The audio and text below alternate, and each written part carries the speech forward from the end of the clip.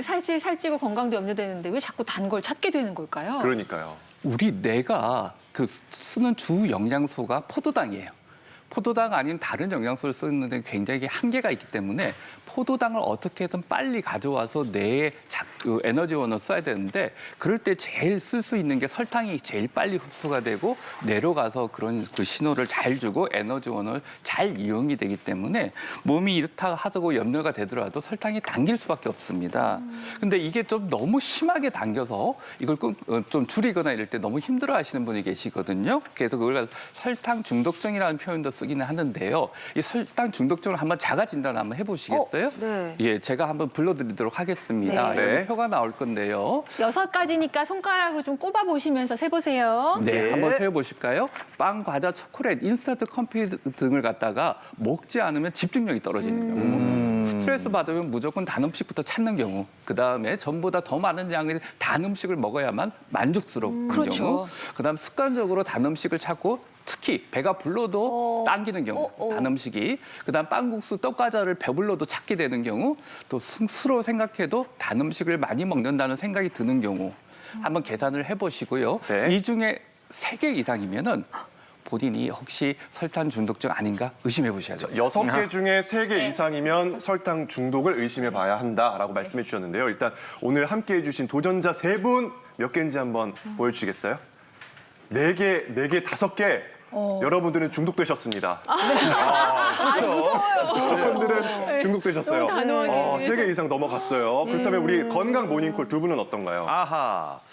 저는 보니까 저한테 해당되는 게 거의 없는 것 같아요. 의외네요. 하나요? 한 게 이게 뭐 식사 많이 하고 나서 약간 뭐 후식으로 단 거 살짝 요 정도 예, 하나입니다, 저. 저는 어쩔 땐 6개가 다 해당되는데 주로 그냥 2-3개, 3개라고 했어요. 세 개. 네, 때에 따라 다른 것 같아요. 네. 저는 제가 중독과는 거리가 먼 사람들 생각했어요. 저는 커피도 안 마셔요. 그리고 술도 안 해요. 그쵸, 그쵸. 네, 뭐 게임도 안 해요. 네, 네. 그리고 라면도 안 먹어요.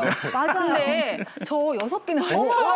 네, 그래서 놀라서 제가 원고 뒤에 써봤는데 박주 아나운서 해보니까 중독자시네요. 중독되셨습니다. 그러니까 제가 오늘 저분들하고 같이 지금 3분 옆에 앉아 있어야 되지 않았나 싶을 정도로. 제가 말려야겠네요, 앞으로. 예, 저도 지금 약간 좀 걱정이 되는데 네.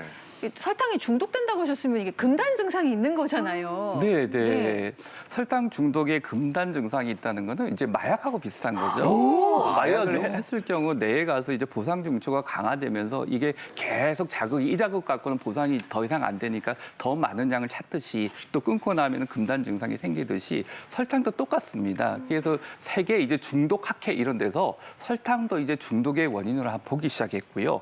그다음에 이런 그 금단 증상이 생기면 여러 증상이 있는데 그 중에 이제 막 짜증이 나고 그다음 피로감이 물밀듯이 들어오고 손떨림도 있고 또 그 두근거림도 있고 또 기분도 우울해지고 여러 가지 조급증도 생기고 하기 때문에 이런 증상들이 있을 때는 한번 의심해 보시는 게 좋겠죠. 네. 자, 앞서서 도전자 이은주 씨께서 지금 이제 단 거를 너무 많이 먹다 보니까 이제 단 걸로도 피곤함이 풀리지 않는다라는 말씀을 해주셨어요. 네. 그렇다면 그만큼 더 많이 먹어야 되는 상황으로 온 걸까요, 교수님? 네, 그렇죠. 이게 초기에는 어떻게 되냐면요. 단 걸 먹고 나면요. 아마 그 화면이 나올 것 같은데요.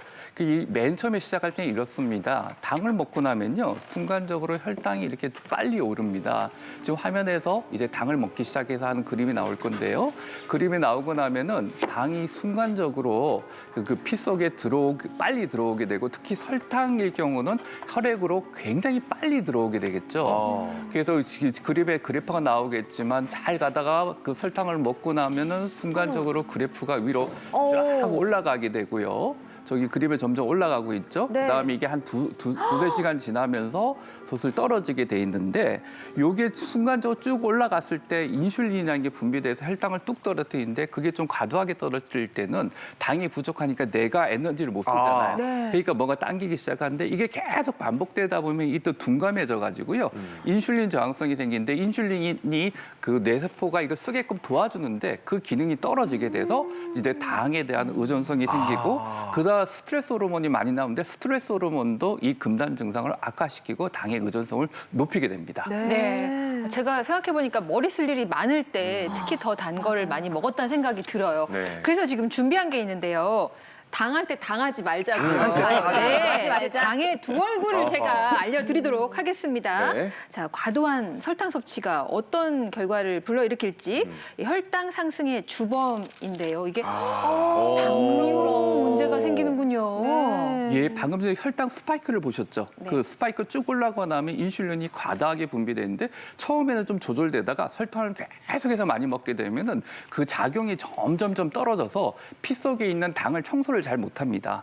그러다 보니까 그게 반복되다 보니 인슐린 저항성이라는 게 생기고 그게 좀 더 지나고 나면은 우리가 이제 당뇨병으로 발전을 하게 되고 여러 가지 합병증이 생기게 되는 거죠. 그렇군요.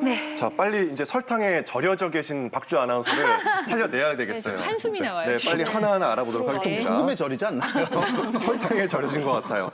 소금보다 치명적입니다. 고혈압 그리고 동맥경화에 위험이 있군요. 치명적이에요. 소금보다 치명적이에요. 네, 송 교수님. 소금에 있는 나트륨이나 아니면 설탕에 있는 포도당이나 전부 다 우리 몸에 필요한 필수 영양소입니다. 그래서 적당량 드셔야 되는데요. 역시 너무 많이 드시면 문제가 생깁니다. 당을 한번 예를 들어보면 포도당은 에너지원으로 사용하게 되는데 너무 많이 드셔서 에너지를 사용하고도 남으면 글리코겐을 거쳐서 체내 지방으로 저장이 되게 됩니다. 그러면은 비만이나 당뇨병의 위험이 증가하게 되고요. 거기에다가 고혈압이나 동맥경화 같은 심혈관 질환의 위험도 증가하게 됩니다. 네. 이 설탕의 과도한 섭취가 우리 몸에 주는 영향을 살펴보고 있는데요. 그 네. 세 번째가 우울증과 동반된 이것이에요. 우울증과 우울증. 동반된 근데 우리 보통 우울하면 먹잖아요. 그쵸. 단거를. 스트레스 받고 우울하면 네, 근데 단 뭐가 거 당기죠. 따라오냐면 네. 네. 아니, 이건 좀 과장 아니에요. 이거 설탕 때문에? 우울증 같은. 예, 연구 결과가 나오기 전까지는 그런 생각, 과장 아니냐 생각을 했는데요. 네. 내가 사실은 포도당을 쓰는데요. 그럼 포도당이 뇌에 좋은데 왜 이렇게 되느냐? 네. 방금 전에 말씀드렸던 인슐린 저항성이 계속 반복되면요. 내가 생각보다는 포도당을 원활하게 이용하지 못하고 뇌에 더 미세한 혈관 질환들이 생깁니다.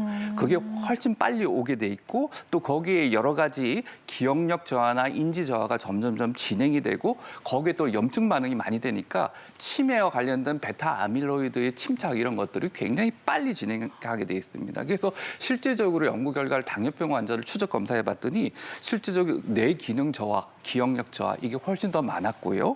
그다음에 치매 위험도 훨씬 높게 나왔어요. 그래서 사실은 이런 것 자체가 조심스럽고 또 그러다가 또 이게 설탕에 의존성이 생기고 나면은 나중에 우울증이나 이런 거 스트레스 이런 걸 많이 받게 되니까 당이 더 나빠지고 이런 악순환을 계속 반복하게 되는 거죠. 갑자기 우울해져가지고 거의 네. 저기 초콜릿 하나만 더 먹어야겠다. 안 됩니다, 안 됩니다. 이러면 안 돼요. 안 됩니다. 이 달콤한 맛 뒤에 흉폭한 어떤 그런 네. 모습을 숨기고 있었어요. 이 당이. 맞아요. 계속해서 보겠습니다. 장내 미생물을 교란해서 면역력을 저하시킨다. 면역력 떨어지면 여러 가지 잔병 걸리거든요. 송 교수님. 감기도 잘 네, 걸려요. 설탕이 많은 음식을 먹으면 이제 염증을 일으키게 돼서 세포와 조직의 손상을 일으키게 됩니다. 그럼 이제 면역 체계가 제대로 기능을 작용하지 못할 수 있게 돼서 설탕이 면역 체계를 떨어뜨린다는 연구 보고도 있고요. 또한 장내 미생물을 교란시켜서 면역력을 떨어뜨린다는 보고도 있습니다. 따라서 지나치게 많은 설탕을 드시면 이제 적당량은 괜찮고요. 지나치게 많은 그 설탕을 드시면 면역 체계에도 이상이 생길 수 있음을 이제 말씀드리는 겁니다. 생각보다 전신적인 영향이 굉장히 많아요. 네. 근데 마지막 볼 건데 이게 숨어있는 뼈도둑이라는 말. 우리가 뼈 건강 얼마나 중요한데요. 너무 중요하죠, 지금. 네. 뼈도둑? 저 오늘 뼈를 진짜 너무 빼가요? 마음이 아픈데 뜯지 단 말까요? 것과의 이별을 해야 할까요? 뜯지 말자. 자, 골다공증이 아하, 그럴 줄 나왔습니다. 알았어요. 이것도 예. 의외예요. 왜 설탕 먹는데 골다공증 걱정을 해야 할까요? 그러게요. 이 설탕을 많이 먹게 되면요 칼슘이 몸 밖으로 빠져나갑니다. 그리고 또 이게 점점 인슐린 저항성이 점점 심해지다 보면은 뼈가 생기는 것도 잘 안 생기게 되고요. 그 다음에 칼슘이나 마그네슘 여러 가지 물질들도 같이 빠져나가기 때문에 문제가 많이 되죠.